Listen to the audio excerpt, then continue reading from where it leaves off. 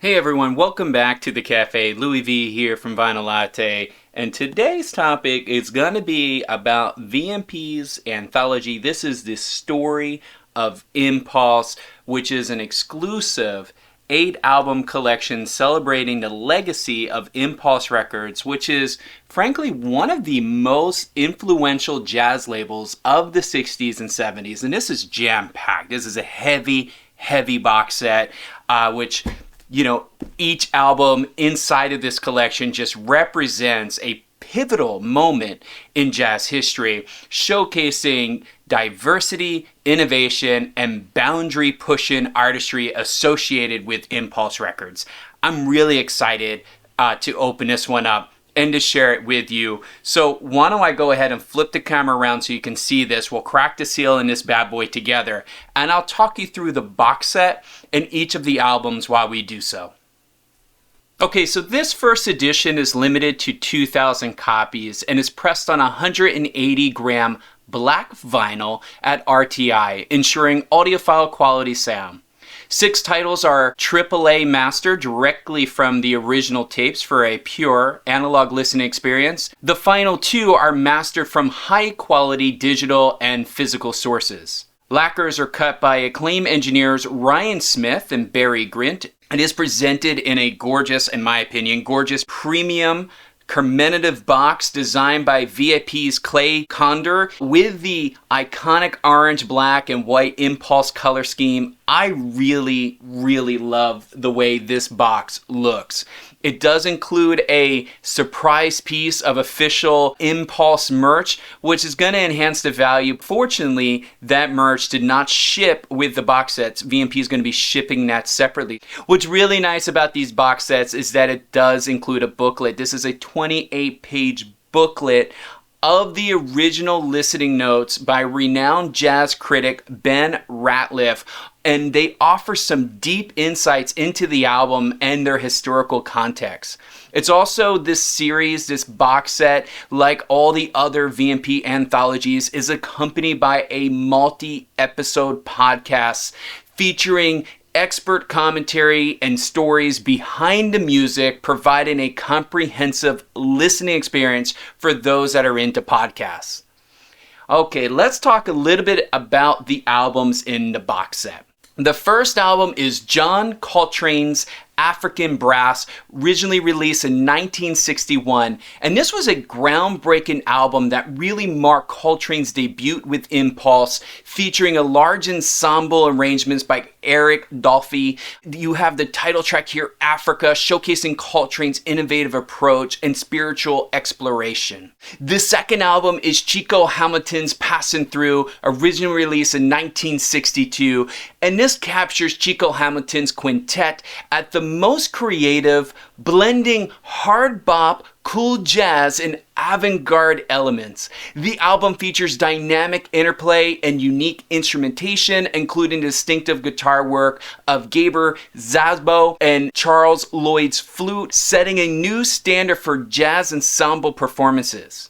The third record in the box set is Lorez Alexandria the Great, originally released in 1964. And this is a classic jazz recording where Lorez just brings out fresh interpretations to jazz standards. It's backed by Wynton Kelly on piano and Paul Chambers on bass, and her deep, soulful voice adds a new emotional depth to tracks like I've Never Been in Love Before, and of course, Day In and Day Out. On to the fourth album, we have Charles Mingus. Mingus plays the piano. This is from 1964, and this is a rare solo piano album by the legendary bassist and composer Charles Mingus, offering an intimate and introspective look into his creative process. The album features a range of moods, from bluesy ballads to avant-garde improvisations, highlighting Mingus's unique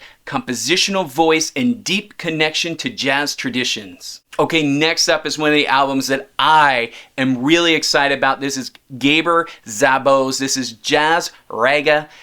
This was originally released in 1966, and it's an innovative fusion of jazz with Indian and Eastern musical influences by the Hungarian guitarist Gábor Szabó. The album blends sitar, tabla, and sazbo's distinct guitar style, creating a groundbreaking cross-cultural sound. Tracks like Mizrab have become cult favorites among jazz fusion enthusiasts. Next up, Mel Brown, Chicken Fat, 1967, a funky blues-infused jazz album by guitarist Mel Brown, known for its raw and earthy feel. The record features groovy tracks like Chicken Fat, highlighting Brown's dynamic and soulful guitar playing, which has made it a treasured find for fans of soul, jazz, and blues.